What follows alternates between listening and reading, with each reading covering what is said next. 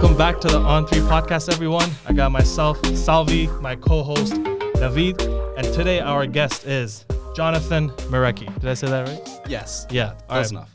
Close enough. What's a good way to say it? Well, it's Mirecki technically because it's Polish. However, everybody says Mirecki, including our family.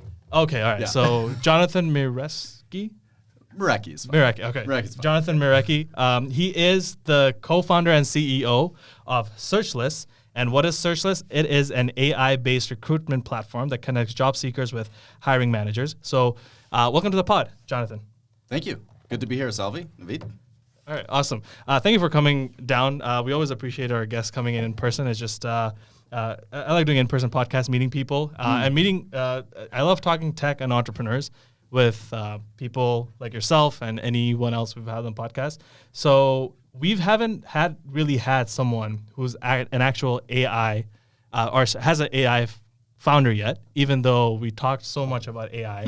A lot of our previous episodes were talking about like OpenAI when ChatGPT was really booming. Right. But we haven't actually had someone who's been able to take advantage of that technology and build a company out of it on our podcast. So it's I'm really excited to talk to you and kind of go through your journey. Oh, amazing. Yeah, I'm excited to get into it. Yep, for sure. So to start off, let's just hear a bit about yourself from you. Yeah, sure. So my career actually started off in accounting. Probably 12. I like where this is going. Yeah, I like where this is going. Finance guy over here. Yeah, finance bros. Let's go. Let's go. I'm actually in accounting too, or I was. I studied accounting. well, He's just trying to fit in at this point. Don't leave the dab out. There you go. Don't forget about me. Yeah. So I started off in accounting. I did that for a number of years with Car Pages, which actually my older brother founded. Going back to 2004. So I got involved in 2006, 2007. I was still a teenager. So I was kind of like doing that while being in school. Yeah. I did that for a number of years up until I was in my early 20s. Then I went to university, did a degree in business, and the idea was eventually to go into accounting, likely at an accounting firm. And then I kind of started changing my thought about that because I did a couple of case competitions in school. And case competitions completely raptured me. I mean, just the idea of like seeing a problem and like coming up with something innovative, brainstorming, analyzing it from a financial perspective, marketing, who your customers are going to be, how you're going to bring improvements or innovation to a product or a company. All of that was just fascinating to me. So I decided, you know what, I want to move to a more general business education and also pursue something more like consulting or sales or something more to do with implementing new solutions. So from there, I ended up doing a bit of consulting with a few different consulting firms, as well as small businesses. And that was during university and a little bit after. Were you doing business consulting, like management consulting? Or? Yeah, to a degree. It was not really management consulting. It was more like accounting system migrations, Gotcha. marketing research. So to a degree, some management consulting, but it was mostly more like solution-oriented. And so from there, I ended up helping my brother again with his business. I went back and we were revamping the whole collections process that he had in place. So I was reworking the process. I was also hiring somebody to take over that function. And at the end of that, he really liked my work. And he said, hey, you know what? Why don't you come back into the business? And we'll see where we can put you. And I said, well, I really want to take on the sales function and run with that. And so he said, okay. So I came back a few months after that, went hardcore into sales, did that for several months, and then there was a need for sales leadership to build out the sales team, and so I took that over. I did that for 6 years, and during that time, I built out our sales team across Canada. I took us into Quebec. I built out our client success team, and helped also with certain roles in accounting and eventually helping with roles in software engineering and more technical roles as well on the hiring front. I mean. Oh wow! So you've been kind of involved in everything from accounting to Yes. data to Yes. sales to consulting, hiring as well, as you mentioned. Yeah, I was Yes, just gonna say there was yes, that little glimpse of hiring and building your own Exactly. team, and that's Yes, that's what yes. carried forth. And I found that one of my favorite things to do was interview people. Ah, I loved going through applicants. I loved calling people. I loved, moving them through the process, setting them up with meetings with the hiring managers or subject matter experts. That whole recruitment process just resonated with me. And I always thought, you know what? If I wasn't in sales, I think I'd be doing something in recruitment. So I was thinking that for a number of years. And then in January 2023, I decided, you know what, this is the year that I want to do something, because I've done all these different functions. There's a couple of other things I got involved with, like partnerships and even some product management. So I've had a broad variety of experiences, and I kind of want to do my own thing now. I feel like I'm ready, kind of terrified, but mostly prepped for it. Yeah. And so from there, I started coming up with ideas, and every time I would have an idea, I'd tell my wife about it. And she would always tell me that idea sucks. Ditto. And she's leave like, it to your wife to give you a reality check. Yeah, exactly, man, exactly. I don't just like, well, I like the no, bad idea. Like, just go back to your day job. Yeah. So I continue with that process for a number of months, and then in August, I had this idea of, you know what, people are having a hard time finding work. I see posts all the time about people saying they've applied to 400 or 500 jobs. And then on the recruiter side, I know that a lot of recruiters, myself included, or hiring managers, have hundreds or sometimes thousands of resumes to get through, figuring out who to talk to, and then actually contacting them, having conversations, and moving them through the whole process. That is a lot of work. The average recruiter or hiring manager spends 23 hours just resumes for a single role. oh wow. That's just review. That doesn't include screening. That doesn't include figuring out times to connect people and follow-up interviews and all that. Yeah. So it's an intensive process.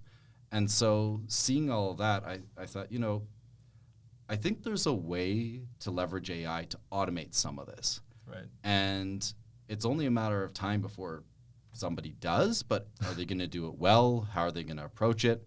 And to kind of exacerbate the issue, I saw people applying to jobs with clearly written by AI resumes and cover letters. And I mean, as soon as you have some people doing that, they have a bit of an unfair advantage, and then everybody is going to start doing that. And I saw a recent report, I think it was Canadian HR Reporter, said that 45% of job applicants have admitted to writing their applications with AI. That's the number who have admitted to it. Exactly. Yeah. I was just gonna say. I can attest. Yeah. So you have all of these problems kind of converging at the same time, plus like my own experiences, and then I was thinking, okay, so how can I solve this problem? And then it struck me, well, interviewing people with AI will allow companies to interview more candidates, get down to the root of where their experience and skills lie instead of just looking at buzzwords on a resume. And that way you can score them based on actual experiences that are relevant to your job positions, and focus on the best candidates. That's super interesting. So before I want to get into Searchless a lot, but before that, I want to ask you, through all those experiences that you've had between like accounting, sales, recruitment, how have those, I guess, given you the courage or encouragement to pursue entrepreneurship? Did you find that because you've done so many different things that you kind of had an overall view of how you want to get into entrepreneurship? I think partly. Yeah. Yeah, like it's kind of like maybe a confidence booster. Like, okay, I know I could do a bunch of different things, and I'm not the best at any one individually, but I could do each of them well enough and then eventually hire people to take over and really smash those things out of the park. So to a degree, it was that. And then the other thing is I've always wanted to be an entrepreneur. That was kind of like always like, one day I'll think about this. Yeah. Maybe when I'm 50 or yeah. So I wasn't planning to do it this soon. Right. But you had an idea, and that hopefully that goes the distance where your wife actually approves of it, I'm assuming. She approves of it. Yeah. Okay, yeah. that's good. No, this one I called her up. I'm like, this is my idea, and she's like, that actually sounds like a good idea. I'm like, yes. Oh, there you go. You got step one going. Finally. Yeah. As part of your entrepreneurial journey, you knew you wanted to hone in on the recruitment side of things, right? Yeah. But what were the examples that you have recall? Were there specific inefficiencies within the traditional hiring process that you were able to identify through your experience, or it was just something that clicked based on feedback from various stakeholders? Yeah, I mean both. From my own experience, just the process of getting hundreds of inbound applications. As you start going through those resumes, what you find is some of them look amazing, and then you talk to those people and you're like, did they write this resume? You know? Yeah. Other times they look amazing and they actually are fantastic, but then when you start talking about the company, they don't sound interested. In fact, some of them might even say, oh, this isn't the job I thought it was. And so, well, the job description was clear, so you didn't read the job description clearly. Yeah. You're thinking that, not saying Yeah. that, but Yeah. So that's like the first part, Naveed. Like that whole process of getting through a pile of resumes and figuring out who's actually a good candidate is very hard. If you do it well, it means talking to a lot of people. You can't just take the ones that have the most buzzwords and talk to those people, because they might not even be interested or qualified. Yeah. Yeah, I've done some. Sorry, go ahead. Oh, and I was just going to say, and then the opposite is true. You have some people with average or even subpar resumes, and they're actually the best candidates. Yeah. Absolutely. I've done some recruiting at my job as well. And same thing. Like sometimes resumes, you look at a resume and you're like, oh, this person's perfect and has all of the things that we need on the team. But then you interview them. And you're like, for example, on the resume, I have something, like Python experience. Yeah. And then you give them a basic Python question, and they don't even know how to do that. And you're like, okay, then why'd you put Python experience on your resume? Well, it's like, well, you wanted me to have it. And we're like, or I read a book or a blog post on it. Right? Exactly. Yeah, and it's so hard to actually sift through what's real and what's not. And I guess the worst part, as you mentioned, are like people who don't have amazing resumes, but could probably be great candidates if there was a way to 100% kind of show that off. Yeah. Outside of just a resume. Yeah. Another thing actually that I just thought of is when you're going through a pile of resumes and you're kind of weeding through it, sometimes there's somebody who's at the very end who, whether they have a good resume or not, you just get to them last because you have all these other people who are first in the queue. And that person, by the time you get to them, has already taken another job, but they would have been a great fit. Yeah. So that kind of thing is also an issue, like getting to candidates and pushing them through fast enough. So how does Searchless work exactly? Yeah. So the first step with Searchless is people apply for a job, and that can be through their applicant tracking system or through LinkedIn or whatnot. And from there, they would be pushed to Searchless, or they would set up a job landing page through Searchless, and the person could apply through that landing page. Okay. So working as kind of a really bare bones ATS. Right. So either... Sorry, what's an ATS? An applicant tracking system. Great question. Got you. So being able to store resumes, all that kind of stuff. So we're not really focused on the ATS aspects, but we do have ATS functionality for smaller businesses that want it. The real value is and magic is in the interview part of it. So after somebody applies, if they pass an initial resume take, that's either done on the recruiter's end or could be done on our end. Then they'd be invited, if they get past a certain threshold, to an interview. And the interview with Searchless is a skills-based interview that forces candidates through a behavioral set of questions for specific skills. And what it does, if you're familiar with the star-based interview answering approach, like situation, task, action, results, we basically force candidates to follow that. So if they start talking about something they've done, and maybe they're not clearly articulating the problem well enough, then we'll ask them questions about the problem. So are they doing this in video or audio format, or is it written? It's written. It's text-based, but it's also voice to text. Okay. So if somebody wants to do that. Awesome. So then, so they do the interview, and then they answer questions, as you mentioned, using the STAR method. Yes. And then what do you do with that? From there, what we do is we summarize the responses for each skill area or requirement that the recruiter has. We score them for each of those requirements, and then we give them an overall score. So once the applicant is finished, the recruiter will see, they'll see everybody who's completed a resume and what their scores were and summaries of how they did. Wow. That's really cool. Yeah, I can see that, like, cutting down on a recruiter going through so many resumes, because AI is pretty much taking care of most of it. Exactly. Yeah. Yeah. So the idea is it's threefold. Like, one, you cut down on recruiters' time so that they can spend more time focusing on, is this person a cultural fit or other more soft analyses. It cuts down on the hiring manager's time because they're only getting really good candidates coming through to them, and that also means that subject matter experts spend less time in the recruitment process as well because they're only getting the best candidates coming through. Right. So then I'm assuming then you're targeting mainly hiring managers and hiring teams for your product, right? Hiring teams and recruitment teams. Recruitment. Yeah. Yeah. And so, so it's not like it's, for example, a LinkedIn where a person just goes and looks for a job and then starts applying through your platform. No. So actually, I should clarify.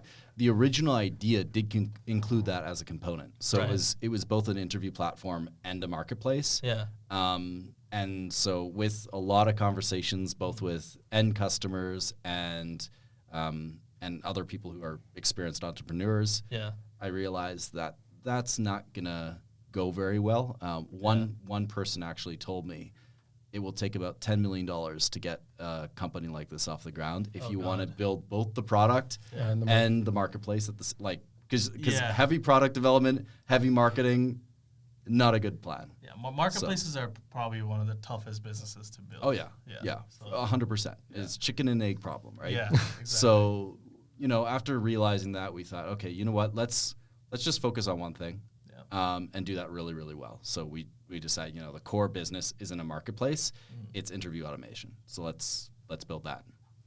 All right. If we take a step back from like a framework perspective, this whole discussion starts, at least based on traditional hiring process compared to, I guess, the use of AI. We were at a point where it was kind of like the employer as a human versus the potential use of bots, right? From a perspective of the person applying.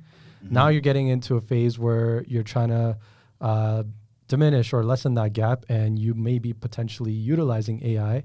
So is the thought process to still retain, quote unquote, the human-centric portion to it? 100%. Okay. 100%. Like I don't see this replacing humans at all. In fact, I think it works really nicely in tandem with them. One of the key things is you don't want to just push somebody into an interview process just with bots. Like, for example, theoretically, you could screen the resume, do a quick phone screen, then, like with a bot, like a voice bot, then do an interview like us, then do a technical interview where it's like, coding challenges or whatever. Then do a cultural fit video interview or so, you see what I'm saying, on and on. And it could all be automated technically. But at a certain point, I think you need a human element in there to make sure that things are being done properly. Is the AI fully understanding the business itself? Does it understand its culture? And from a candidate's perspective, do they want to work with a company where they feel like they're just working with a bunch of bots? Yeah, exactly. I mean, it's almost like sometimes you think of a future where it's like, okay, you use bots to apply and bots doing interviews, and also bots screening on the other end. We don't want that feature. So No. Well, I mean, with AGI, like artificial general intelligence, I say this to a lot of people. Like, if we reach that point, I mean, none of this will matter anyway, because exactly. bots will create companies, bots will manage, bots will do all the different functions. You know. In a way, that could be good. We could just have a bot work for us, and then we just go live our life. Yeah. I mean, at a certain point, like we're no longer a economy based on labor. We're an economy based on, I don't know, technology. Yeah. A fully, I don't know what you call that, but something that's never been possible before. I think isn't that what I think Sam Altman, that's what his vision is at least that's what he said, which is replace the need for humans to work so that they can pursue and do AGI, have AGI do all the work so that humans can pursue any endeavors that they want. Like creative endeavors, leisure. But I also do wonder what it would do. I guess that's like going into a philosophical discussion about AI, just in terms of what it would do for people, like the human race, in terms of like our intellect and our drive and all that. I don't know. Yeah. We probably should explore that a little bit, because that is fascinating, right? Yeah. I mean, like, on the one hand, like you could spend more time on leisure. Yeah. Or just, building social relationships. Yeah. You might find that there are certain things that bots can't do that humans can. So, like, for example, you go to a local cafe, and part of the enjoyment of having a coffee from a cafe is you interact with the person behind the counter, the barista. You sit down, and, there's people all around and stuff like that. I don't know if it would be the same vibe if it's a machine handing you your coffee. Yeah. We did have it. We went to a restaurant where it's like they have those like little cat robot things that bring you your food. Yeah, you just take it. Oh, I've heard of that. Yeah, where is that? It was some. It's in some sushi restaurants, right? Yeah, a lot of sushi restaurants have it. Okay. But I've seen other restaurants have it too. It was some Indian restaurant that I went to that also had it.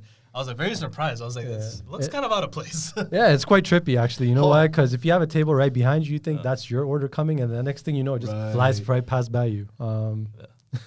But I mean, but in saying that, the biggest utility of AI is to make our lives easier, which is 100%. What we're able to do now with technology like ChatGPT and then Searchless, and so many AI companies are coming out. I was actually at Collision Conference last week. Oh yeah.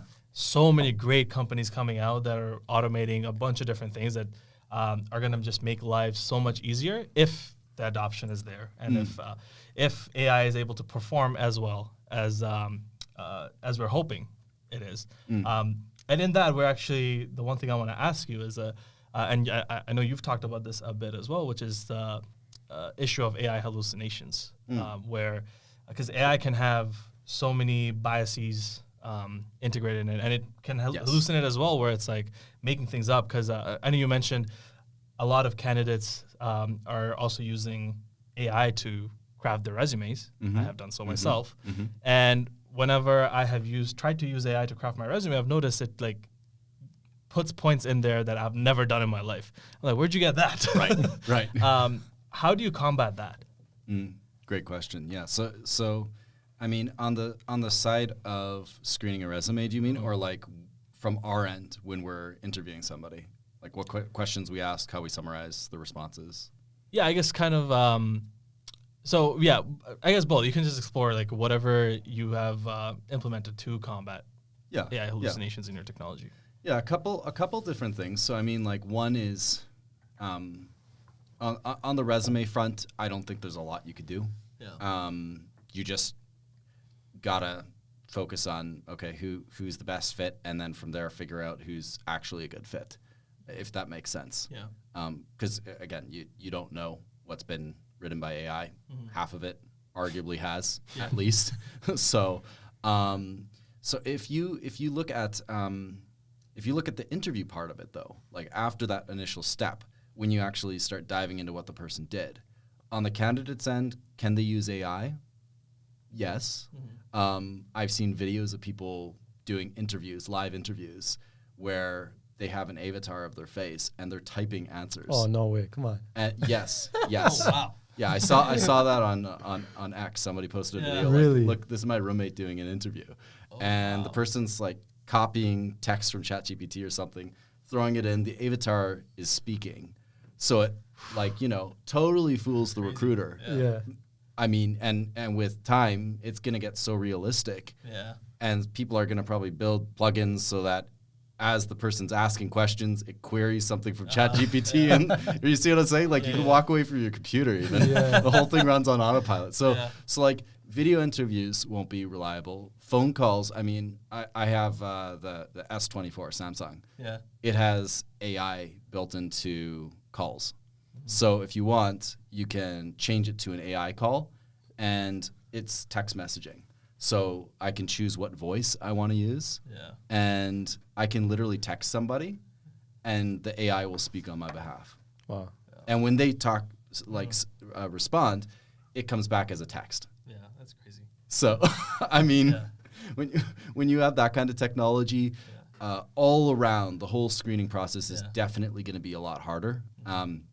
All that to say, with the chat-based interaction, it's no different than any of that. People can copy and paste from ChatGPT. However, there are ways to weasel that out. One of the things is telling people that we're going to be looking for AI use. And I won't get into the ways that we do that because we want to keep that secret. Yeah. But there are 3 or 4 ways that we've implemented that test if somebody's used AI or not. Right. Yeah. On that topic of bias, I think this might be just thinking about the framework of Searchless. I think a clear advantage would be the inherent bias that is in a traditional hiring process is almost eradicated to a certain extent because there is you're just taking profiles at face value without Yes. the actual visual of an individual. Yes. So how is that kind of being incorporated from a selling perspective for Searchless? Yeah, that is something I add into the pitch of it in short. You know, like you're not seeing somebody's what somebody looks like. You're not seeing what their name is. You're not even hearing what their voice sounds like. And even to that matter, you're not even looking at how they communicate. You're seeing to a degree what they sound like, but in like vocal intonation, how they type and stuff. But like at the end of the day, the system isn't scoring people based on did they use the right adverb or like the right article in the sentence. You know, was the sentence structure perfect? You know, their English is slightly broken. But they're a Python developer. It's okay if it's slightly broken, right? Right. It's fine. So it definitely it can take out some of that bias, and we use that when we're talking to clients. So the other thing, I guess, that's also important during recruitment that a lot of teams and companies look for beyond just skills is also culture fit. Yeah. Is that something you're able to assess using Searchless, or is that something you leave to the human after? Right now, it's left to humans. Yeah. We've just been focusing more on hard skills. Right. But for cultural fit, I think we could possibly ask questions to a degree. The challenge is in the fact that it's dynamic and specific to one company or another. So this actually ties in well to your last question about hallucinations. So I kind of covered candidates. I didn't talk about us much. So when we're talking about hallucinations, what we want to make sure is that we're not using information from the LLM to assess candidates. Right? Because if it's purely based on what the LLM thinks, then it could take something from what somebody said and infer that, oh, they know how to do this because they said this. And it's like, well, maybe not. That's one thing. The other is that maybe the LLM doesn't have the best information or the best way of assessing this person. So what we want to do is curate a skill repository to know, how do you look at the skill, first of all?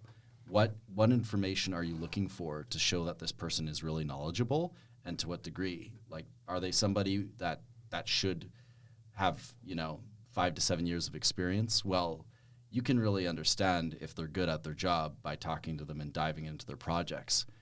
But LLMs don't necessarily know that. In fact, they're not very good when it comes to more seasoned roles. Yeah. So what you want to do at that point is, along with taking the, curating that skill repository, is having people who are actually experts in a specific area do manual scoring, and then you feed that scoring back into future interviews for those same skills. And so we're doing that. We're actually working on with one client on a data scientist role, and it's a senior data science role. Ideally somebody with several years in a specific industry, probably master's or PhD level. That's what they're kind of gearing for. And candidates, if you don't put in the time to properly score them, they're all going to get 100% if they have a PhD or a master's. Right.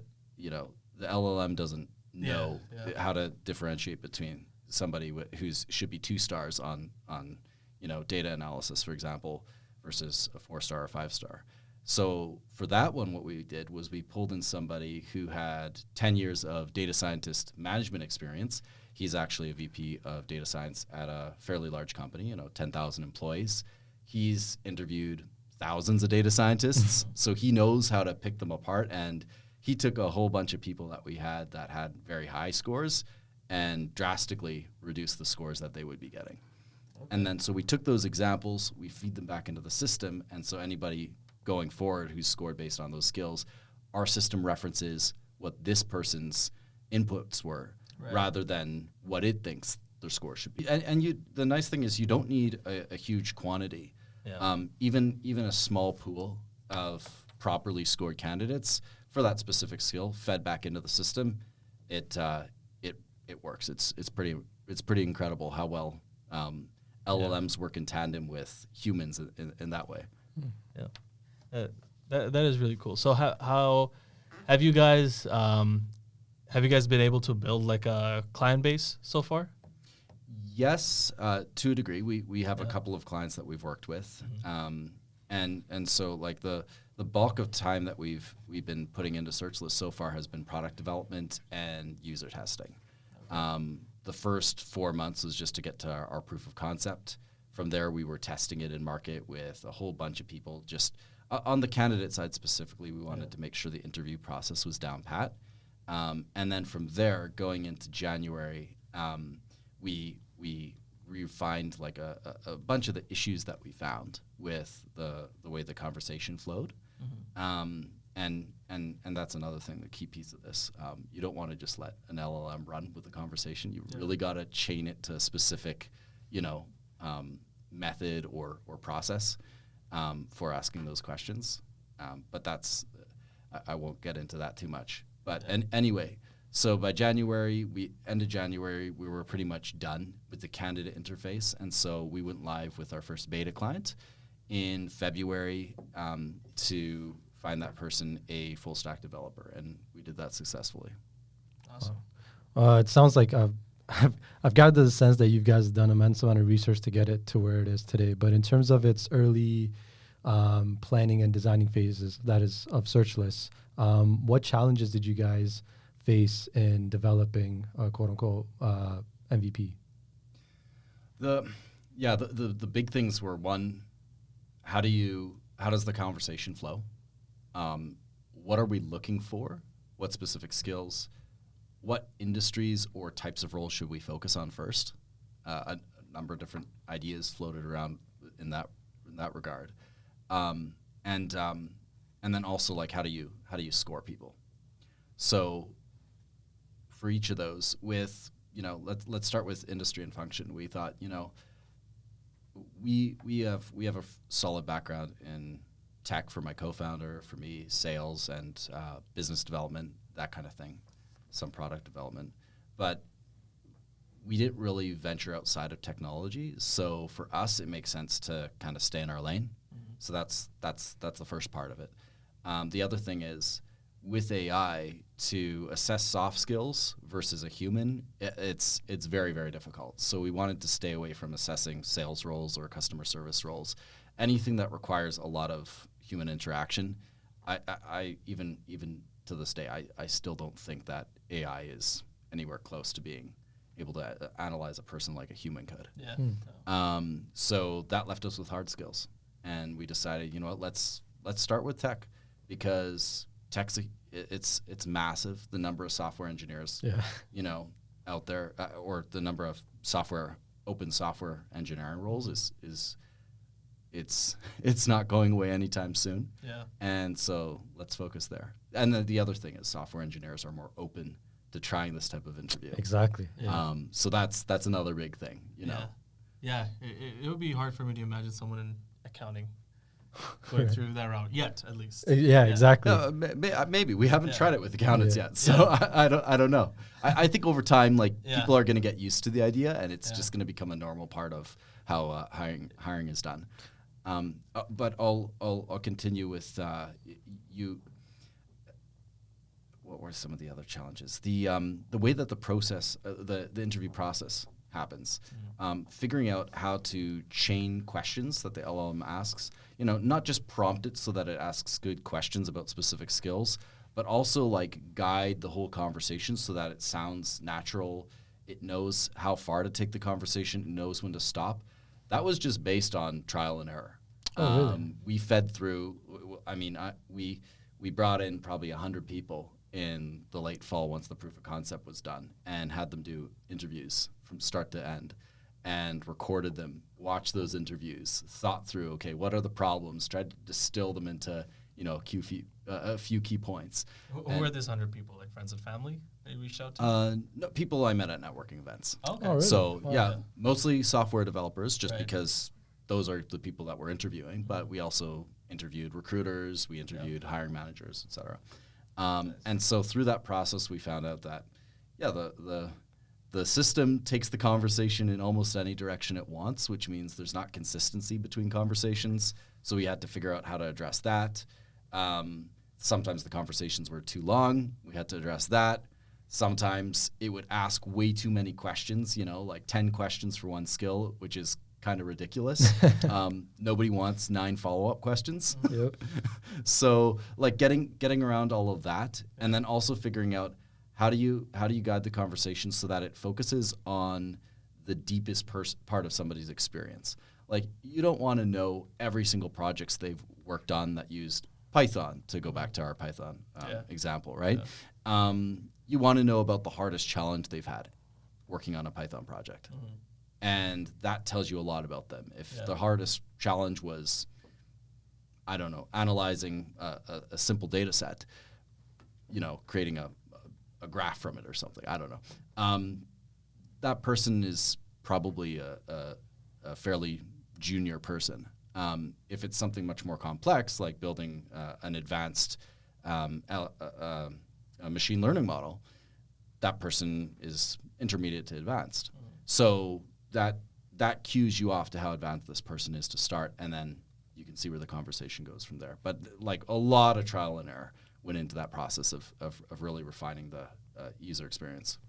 So I guess with all these challenges, what are some of the metrics or indicators that you've used throughout the course of time to evaluate your potential growth and success when it comes to Searchless?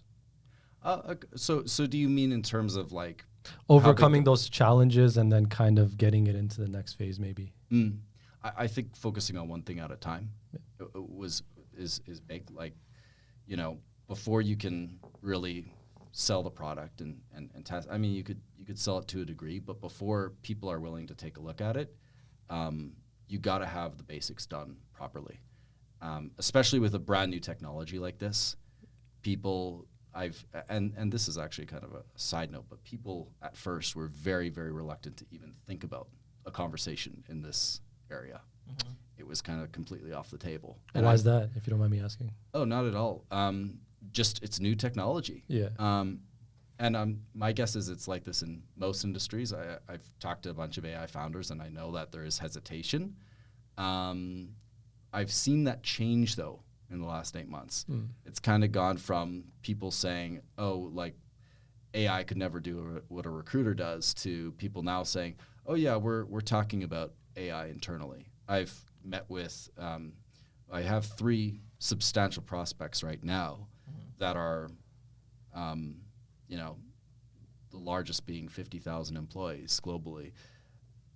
they're already talking about this, but they just started the conversation though. Okay. Yeah. They're going to implement some kind of solution in 2024, but they just started having. This probably wasn't the case 8 months ago. Yeah. You know, back then they probably would have brushed it off and said, "Oh, this isn't going to go anywhere." But I think people are gradually starting to accept this is the future, and it's a matter of who are we going to which solution are we going to implement, not are we going to implement an AI solution here. Did that fully answer your question? Yeah. Yeah.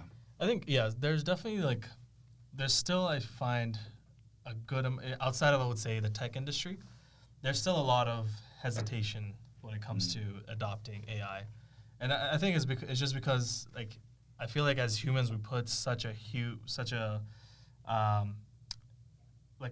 large bar on when it comes to machines and how much if a human makes a mistake, we're more than willing to forgive it. Right. Or no, I mean, in most cases, the bar is not that high for forgiveness. But if a machine makes a mistake, then it's almost like, no, it has to be perfect. For Right, us like to, self-driving cars. yeah, exactly. Single accident and Yeah, exactly. we can't have self-driving Even though cars on the statistically road. self-driving cars are safer. Yeah. I mean, it's been proven by self-driving car makers, so it might be a little biased, but it is statistically seems to be safer than humans driving. But yet, as you mentioned, even one accident, it's like, okay, no, we can't have these cars on the road. 100%. We can't approve them yet. It has to be perfect. And I think that's the thing when it comes to machines, like how everyone wants it to be at the point where it's perfect in order to actually adopt it, because or else I feel like the hesitation is just that it's going to make a mistake. Yes. Or it's not going to do it well enough, even though maybe whoever you hire to do the job probably is doing as good as the AI, if not a little worse. But I feel like that shift is going to take still a bit of time. For sure. Yeah, I think that's why you see a lot of people taking a Copilot approach. I mean, like even Microsoft, right? Yeah. Microsoft Copilot. If it's focused on AI is there to be your assistant rather than AI is there to replace you, then people feel more comfortable with the idea that, okay, AI is it's working together with me. It's not trying to replace me, A, and B, I still have insight into what's happening. So if something goes wrong, I'm there to catch it. Yeah. Yeah. And I think that's exactly the premise of Searchless, which is you're not going out to replace recruiters. You're working in tandem with them, right? Exactly. Yeah. We pitch ourselves as an AI recruitment co-pilot. Yeah. So. Yeah, I mean, obviously, it sounds like an amazing product, and can't wait to try it out. Cool. I want to kind of get into, I guess, the life of an entrepreneur. Sure. So, are you doing this right now full time, or are you doing this as do you have something on the side as well? Full time. Full time. Awesome. Full-time, yeah. That's the way to do it. So, when you mentioned you've always wanted to be an entrepreneur. Yes. And I'm the same way. I've always wanted to be an entrepreneur. And I think the thing that's always held me back is probably a fear of failure, or maybe the idea is not good enough. Right. Or maybe, okay, how am I supposed to get people to work with me on this? Or maybe just not confident enough. Right. Did you face that same thing? Oh, yeah. Yeah. It wasn't just my wife holding me back. Yeah. As much as I try to put it on her, no. Legitimately, I mean, this idea of doing entrepreneurship, I've had it for years, and it was kind of like, I'll just bury this deep in my subconscious and pretend it doesn't exist for a long time, because just the idea is it's too chaotic. You're doing all these different roles, and you don't know if you'll make money. I mean, you read books or watch movies about entrepreneurs. You don't actually do it yourself. It was kind of that mentality for me. Yeah. So funny story. So I have this book called Think and Grow Rich, right? Okay. Yeah. Napoleon Hill. Yeah, by Napoleon Hill, which I listened to, which I was reading, right? Yeah. Yeah. So my friends, including him, saw it and they're like, "Yeah, you got the thinking part down." You got to get to that second and third stage somehow, right? Yeah. Sorry, just had to say that. Yeah. That's hilarious.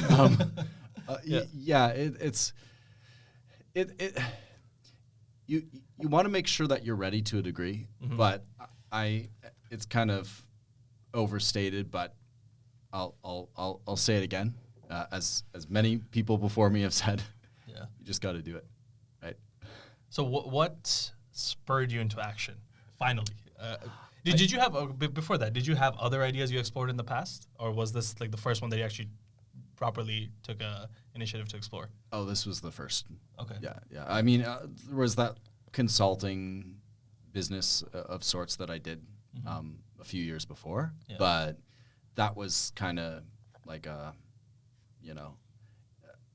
it wasn't really a full-fledged business. It was more like contract work, right? Right. Whereas this is, I'm trying to build something with a team and scale something successfully. So yeah, I think like for me, one was putting the idea of starting something off because I have expenses, mortgage, and we have 2 kids. Well, we had 1 kid at the time when I decided that we were going to start something, and then we have a second now. But I was thinking like, if I start something and I fail, getting back into the workforce is going to be harder because I have a gap now on my resume. If I'm not successful in business, it will be harder to start. Can I start a second business? Am I going to run out of funds? Am I going to lose everything? Am I going to, completely destroy all my confidence because I was a total failure at this? So yeah, a lot of things I had to struggle with to get to the point of saying, okay, this is the year. What triggered the idea of like getting to stage 2, as Naveed said? The growing part. Yep. I think there's like the thinking part, like thinking I want to do this. Then stage 2 is like, okay, the commitment part, the mental commitment, and then stage 3 is actually doing it. Yep. True. So like the mental commitment kind of came like at the end of a process of achieving, I think, a couple big milestones for myself. Most notably being I was able to get our company onto a couple of certified vendor programs. So, for example, CarPages is a certified website vendor with Ford of Canada and Toyota Canada. Nice. We weren't certified on any vendor programs before that. So for me, that was kind of like the pinnacle of my achievement. So what do you mean when you say vendor program? Oh yeah, so CarPages, what they do is they build websites and do digital advertising for car dealerships.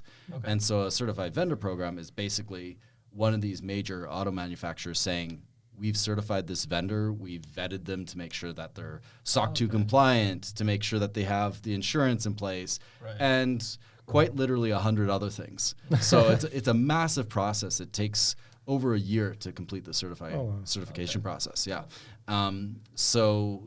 Just being able to build the relationship with Ford, being able to get on enough, and I mean, I can't take credit for this. I had some amazing salespeople on my team that brought in the deals.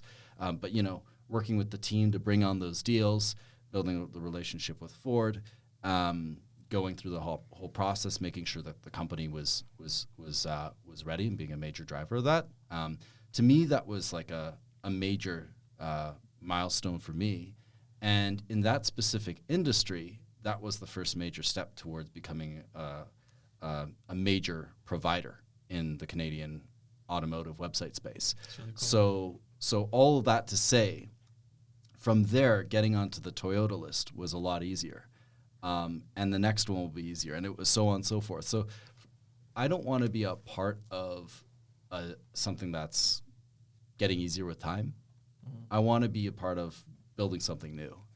I think that's kind of like when I realized that that's kind of the way that it was heading. Not that it's going to be easy for them to continue that progress. Of course, it's still a lot of work, but it's going to be easier than it was to do that initially. And so for me, I wanted something more challenging, not less challenging. Yeah. And when I realized that, I decided, okay, I either need to go get a new job, which I don't really want to do because I love my job. So, or I need to start something. And so I thought, if I need to do a transition, now's the time to transition to a business. So that's when I decided this is the year. Oh. So when you decided that, you already had that idea kind of concept in your head, or did you come up with that after through brainstorming? The concept of Searchless? Yeah. Oh, no, that was January 2023. Right. That was just getting to the second level. Yeah. The commitment. Yeah. And then it was a process of like constant ideation, what about this idea? What about that idea? Bouncing it around, talking to my wife about it. She was the only one I was talking to these ideas about at the time. And I wasn't really telling anyone else I was thinking about starting a business. I was too scared to talk to anyone else about it. Yeah. You know, because once you start telling people, then you feel like you have to commit, really commit. Exactly. And so just like, no, just It's scary because when you put it out there, then you get roasted by my friends. So I started something, and then this was last year. I was like trying to do something. Okay. And then I built a landing page, right? Okay. And then one of my friends is like, it took you 60 days to build a landing page. It's gonna take you 6 years to build a product. Like, true. Oh boy. I shut that down afterwards because it wasn't a good idea. But I was like, yeah, you do put yourself up for that. And unless you're actually, I mean, we're close friends, so we always roast each other, so that's not, it wasn't a big deal. But yeah, sometimes when you hear that from people, that is discouraging. That could be discouraging. It could be. But I mean, in that particular case, I think it's good advice. Like, just get it up, do it in 1 to 2 days, maybe. If you can. But moving fast is something you're kind of forced to do in entrepreneurship. Like, exactly.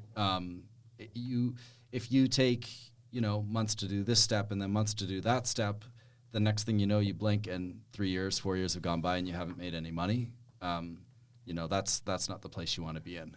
Mm-hmm. For me, I always think that I'm still not moving fast enough. Mm-hmm. And I mean, we work hard. We put in 60 to 80 hour weeks consistently. I haven't had a vacation since we started this last year.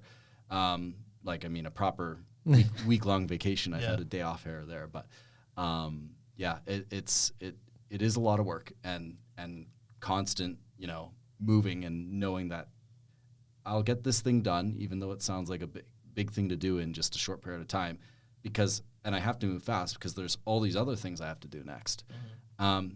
But yeah, I think like getting to the point of actually launching a business, that required me to get to an idea that both I was excited about, and again, like I mentioned, my wife was excited about. Yeah. That's a very important step of approval. Yes. And so once we were on that point, then it was true commitment. Mm. It wasn't a matter of I'm committed to starting something. It was I'm starting something. Now I need a co-founder who knows how to build it. And that's when I started going through my LinkedIn. I went through every contact I had and made a short list of 10 people. Mm. And I was going to go asked my brother because he had experience in AI at Amazon, as well as he was working on the core processing team at Dropbox.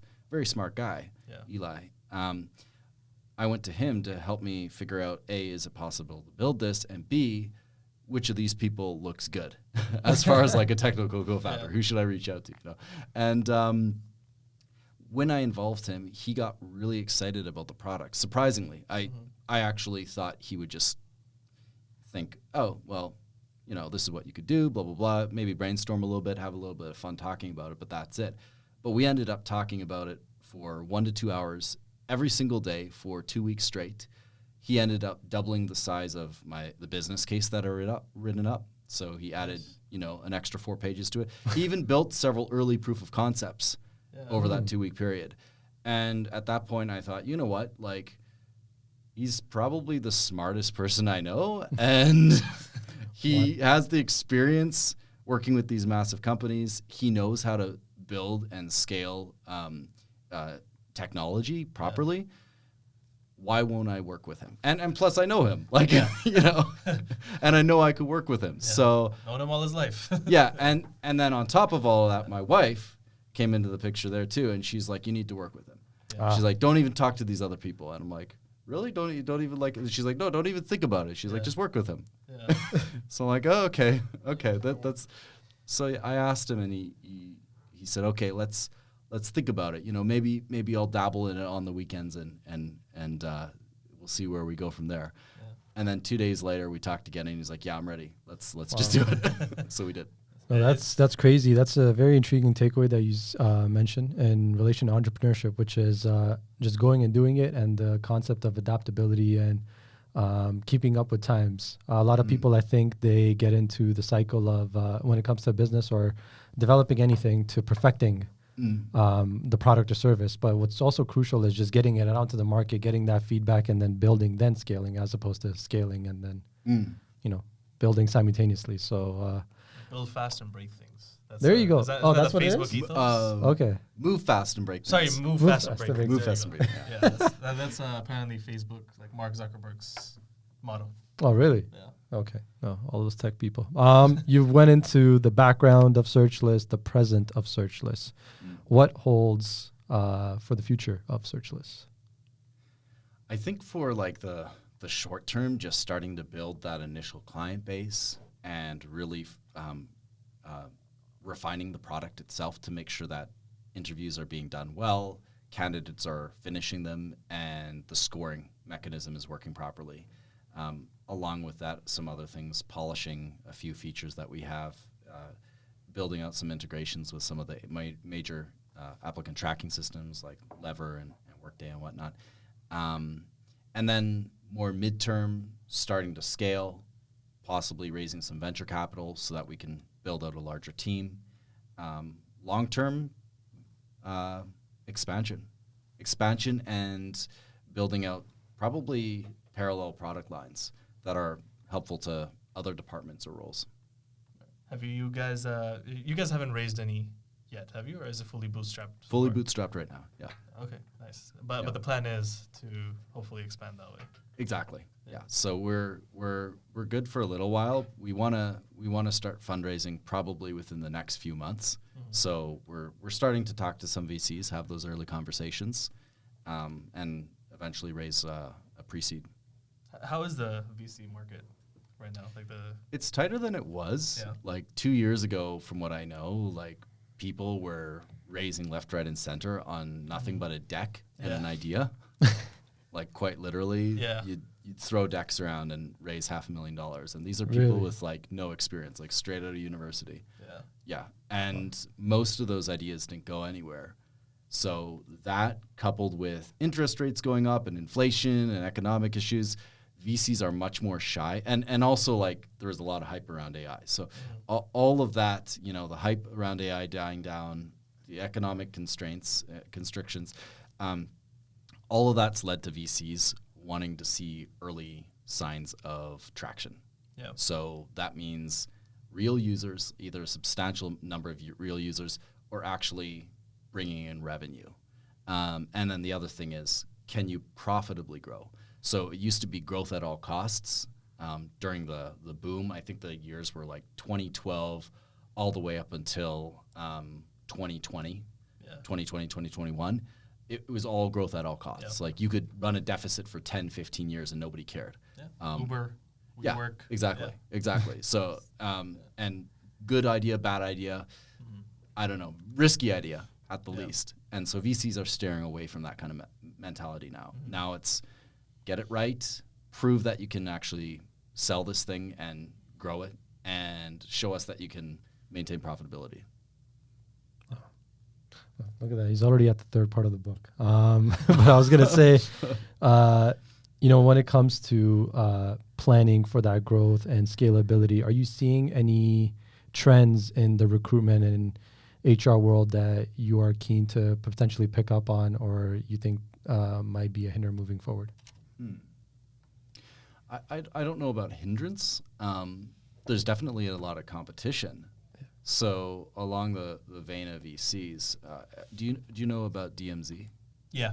So DMZ, they're an incubator. TMU incubator. Yeah, TMU incubator. And actually, they're not even tied to TMU anymore. Now Right. they have like 20 branches or something incredible. I literally learned about them last week. Oh, okay. At the Collision at conference, Collision. Yeah. So I was talking to somebody from DMZ last week, a director, and he was telling me that the recruitment space is very excited about what comes now with AI and innovation.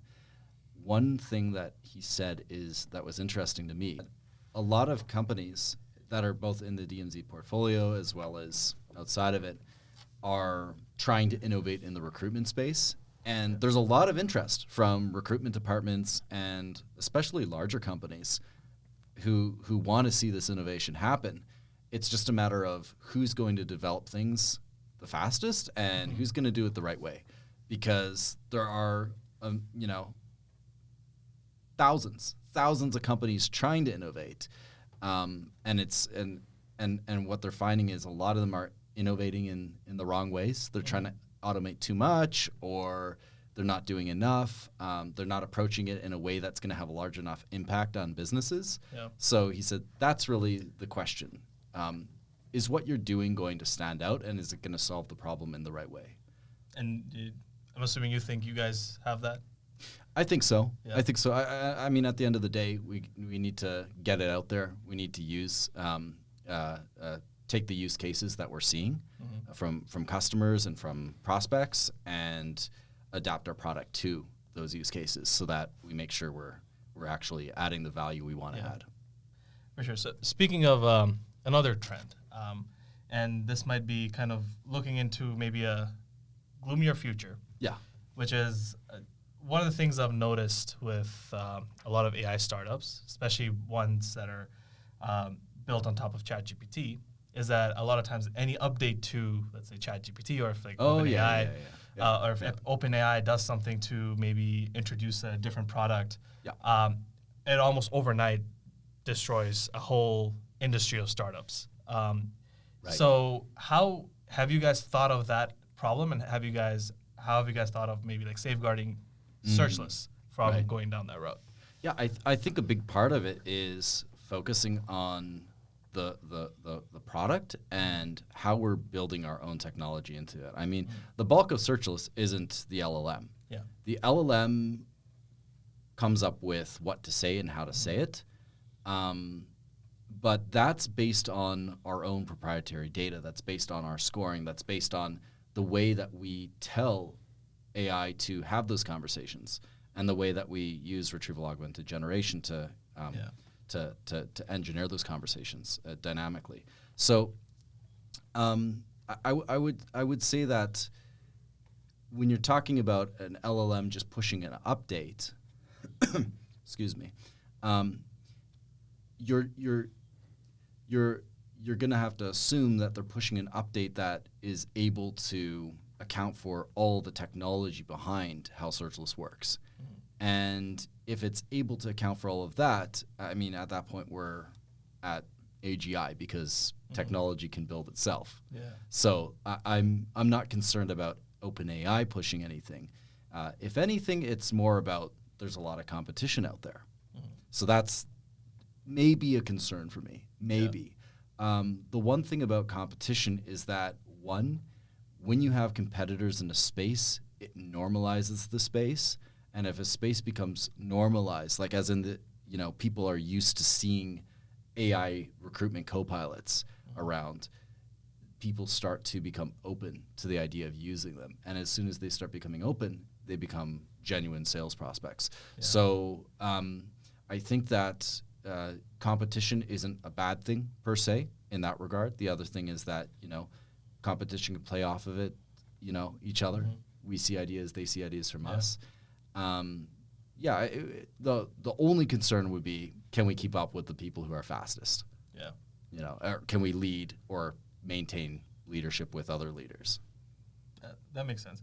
Would you say that's, or I guess a better question would be, as an entrepreneur then, what are some things that keep you up at night in terms of like your future or what you're doing today? A lot of things. Yeah. A lot of things. You don't get any sleep? Like the other night I was up because I was trying to think through, what do we need to say no to? We have too much that we're building, and we need to trim down. On the one hand, larger companies that we're selling to, they have their own applicant tracking systems. We're not trying to replace those. We want to be a piece of the interview process. So, they push people to us, we push them back with their scores, that kind of thing. So it's like we're just a member of their team. Smaller companies, the ones that are going to bring in the revenue faster, because these larger companies, a lot of time and winning small commitments has to happen before you can start bringing in meaningful revenue from those customers. A lot of trials and pilots and whatnot. The smaller businesses they're not as well equipped to handle new technologies as larger companies. So a larger company, they can plug and play all different kinds of technologies. They have a much larger tech stack for any given department. A smaller company probably just wants to use one provider. And so as a recruitment automation platform, can we sell to those smaller companies without having certain functionality that applicant tracking systems have? And I don't think that is the case, because they'll just use an applicant tracking system of that, if that's what they're seeing. They want to have certain functionality built in. So figuring out how do we bring in the right ATS tools, applicant tracking system tools, into our system so that it has the bare bones and it's good enough for most small, medium-sized businesses, but not spending so much time on it trying to like build this amazing ATS, because if we do that, then we're not building an interview automation platform. We're building an ATS. Yeah. And so that's been something, I mean, both me and Eli have been struggling with. Yeah. And I think we have that down, but that's been like an ongoing conversation for the last 2 months for us. For sure. I mean, excited to see where that goes. Yeah, I think I just had one more question on my end. Going back to scalability and the future of Searchless. Yeah. Are you guys honing in on from scalability? Are you gonna scale with like a geographical element or a certain segment, as you mentioned, hard skills pertaining to a certain segment of the industry, which is like tech? Yeah, great question. I think both to start. I mean, we're going to focus on Canada for now and the tech industry. Eventually, I can see us going into other hard skills in Canada before we go into to other countries, because I think at the end of the day, recruitment departments or companies, they want to have technology that's usable across different departments, just for the sake of consistency. So being able to assess other hard skills is going to be important to us. For sure. Awesome. So I guess the last question from my end is, as an entrepreneur, and what would you say is the most important skill for someone, based on your experiences? And two is, for someone like, let's say me, or a position you were in, or other people coming up who want to be entrepreneurs or aspiring entrepreneurs, what's an advice you would give to them? So 2 questions: important skill, and what's an advice you would give to entrepreneurs? I think the important skill, it's kind of like a mindset or like just a predisposition. I'm not sure, but like the drive to figure things out, like and a curiosity, because I mean, I'm reviewing legal documents, I'm doing our accounting, I'm doing sales, I'm doing marketing, I'm coming on podcasts, I'm doing networking, you know, I'm doing product development, working with Eli to figure out, you know, how we should build certain functionality at a high level, obviously not because I'm not a developer, but there's so many different things that you have to get involved in. So do you enjoy doing a lot of different things? That's kind of more like a predisposition or just a mindset. But then in tandem to that, are you able to get good enough at a lot of different things? Yeah. Not master them, but are you able to get really decently competent at a lot of different things? That's one skill that I think entrepreneurs have to have. The other thing, piece of advice I would just say is... Actually, before you move on to the piece of advice, I want to ask you, because I know you didn't have a technical background necessarily, right, in your schooling, and you're not a developer. Was it hard for you to work on kind of a technical startup or a technical product while kind of managing or leading a technical product, but also having all the skills from the business side of things? I mean, Eli does all the technical implementations. He thinks through, you know, how things should, like the architecture should be and all of that. Being able to ask questions and constantly learn, like, I mean, at the very beginning, for example, we're using a knowledge graph for our database for the retrieval augmented generation, and I knew nothing about databases other than like an SQL course I took years ago. Basically Eli was like, this is how we're going to do things. We're going to use a knowledge graph. And I said, well, what's a knowledge graph? How does it work? And because he's talking about all this stuff and I had no idea what he was talking about. So I'm like, can you like just give me a book or something? So he sent me a textbook and I read it on knowledge graphs. So like, I guess, does that answer your question? Like, for sure. I'm reading a lot. Yeah, it goes back to like curiosity and just like picking up different things, right? Yeah. And being able to pick up different things. Yeah, and I don't need to understand it so that I personally can build it. I need to understand it so that I can have an intelligent conversation with him and, we can brainstorm. That's All right, awesome. Yeah. Now, well, your second question was advice for aspiring entrepreneurs. Make sure that you're mostly ready. And by mostly ready, like have a few key skills down pat. You don't want to necessarily start something with no skills. I guess it depends on the business. Yeah. So have a few key skills, if you can, that are relevant to what you're building. And have a decent idea. I think that's probably good advice, But from what I hear from a lot of people and from my own experience, like even if your idea is flawless in your mind, it's probably not that good. Yeah. I mean, again, the idea of Searchless originally was an interview automation platform plus a marketplace, and that's a terrible idea. I admit that now. I didn't want to admit that for the first like few months of talking to people and getting that feedback, but the reality is you can't do everything. You've got to narrow down your niche, and that what you're focusing on might change, and you have no choice. You have a choice. Yeah. Listen to the market or don't listen to it. Yeah. Right? But yeah, just be willing to have a good enough idea with a basic skill set, and then take the plunge. If you're actually interested in entrepreneurship, because at the end of the day, once you start learning stuff and you start building, and all of a sudden you get your first paying client. That's an amazing feeling, and seeing the thing actually come to life. It's like nothing I've ever experienced. Yeah, absolutely. I mean, another piece of advice that Jonathan didn't talk about is get your wife's buy-in. Yeah, and get your wife's buy-in. Yeah, 100%. Get that stamp of approval. Yeah. Do you have anything else? No, I just want to say thank you, Jonathan, for coming on the pod. It's great to meet a finance bro that's endeavored into entrepreneurship. So thank you.